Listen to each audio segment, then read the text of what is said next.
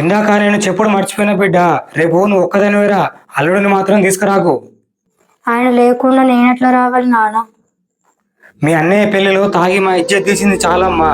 ఆయన వచ్చే పని అయితే నువ్వు కూడా రాకమ్మా.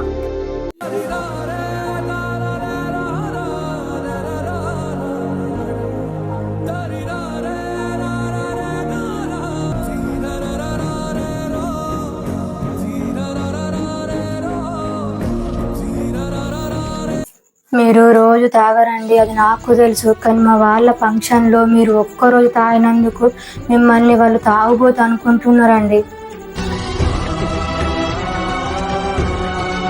మీకు తాగాలంటే ఒంటరిగా తాగండి, కానీ 10 మందిలోకి వెళ్ళినప్పుడు మీరు తాగకండి. అక్కడ మిమ్మల్ని ఎవరైనా ఏదన్నా అంటే మీరు పట్టించుకోరేమో, కానీ నాకు మాత్రం చాలా బాధ ఉంటుందండి.